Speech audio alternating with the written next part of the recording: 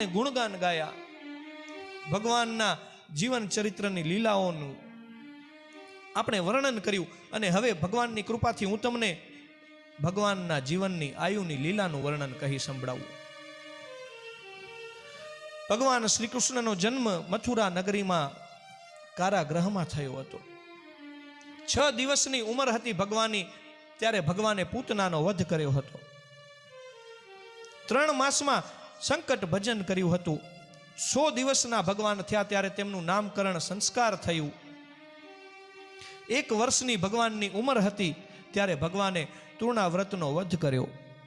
3 વર્ષ અને 2 માસમાં ભગવાને દામોદર લીલા કરી. આવી રીતના ભગવાન ગોકુળમાં 3 વર્ષ અને 2 માસ સુધી રહ્યા. પછી ભગવાન ગોવાળોની સાથે નંદબાબાની સાથે વૃંદાવનમાં ગયા. તેમની ઉંમર આયુ 3 વર્ષ અને 3 માસની થઈ ત્યારે વૃંદાવનમાં તેમનું આગમન થયું. 3 વર્ષ અને 4થા માસે વત્સાસુરનો વધ કર્યો.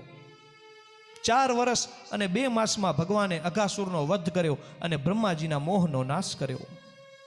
5મા વર્ષે ભગવાને ગાયોને ચરાવવા માટે ગોચારણનો આરંભ કર્યો છે. 6થા વર્ષના 9મા મહિનામાં ભગવાને કાલિયા નાગ પર કાલિયા મર્દન કાલિયા દમન કર્યું. 7 વર્ષ અને 2 માસની આયુમાં ભગવાને ગોવર્ધનને ધારણ કર્યો છે, એટલે ગોવર્ધન ગિરધારી કહી છીએ આપણે. 8 વર્ષની ઉંમરમાં ભગવાને વરુણ લોકથી પોતાના પિતા નંદબાવાને પરત લાવ્યા હતા. અને 9 થી 11 વર્ષની ઉંમરમાં હોળી લીલા, અંબિકા વનાગમન અને અક્રૂર આગમનના પ્રસંગો થયા. 11 વર્ષની ઉંમર પછી ભગવાન હવે મથુરામાં પ્રવેશ કર્યો હતો. 11 વર્ષ અને 1 માસમાં મથુરા ગમન અને કંસનું વધ કર્યો. 11 વર્ષ અને 7 માસમાં ભગવાન ગુરુકુળ ગયા અને માત્ર 64 દિવસ જ ગુરુકુળમાં રહ્યા. અને 64 દિવસમાં જ રહીને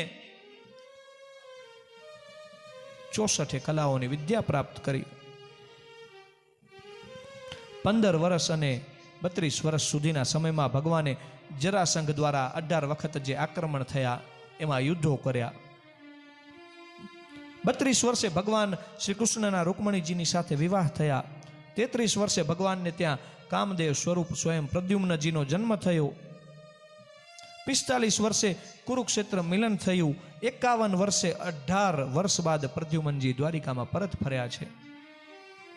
72 વર્ષની ઉંમરે રાજસૂય યજ્ઞ જ્યારે યુધિષ્ઠિરે કરાવ્યો હતો ત્યારે શિશુપાલનો વધ થયો હતો ભગવાનના શ્રી હાથેથી.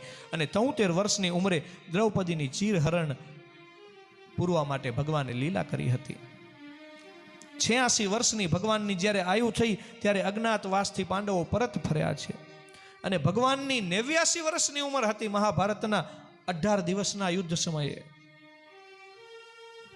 મહાભારતના યુદ્ધમાં ભગવાને દુષ્ટ રાજાઓના જે દુષ્ટ કર્મો હતો તેના દ્વારા એકબીજાને લડાવીને અંદર નાશ કર્યો છે. અને 125મા વર્ષે ભગવાને પોતાનામાં અંતર ધ્યાન થઈ ગયા છે. શ્રી કૃષ્ણાર્પણમસ્તુ. ભગવાન શ્રી કૃષ્ણનું નામ આપણે લઈ એટલું ઓછું છે, પરંતુ આપણે સંક્ષેપમાં જ તેમનું વર્ણન કરી શકીએ.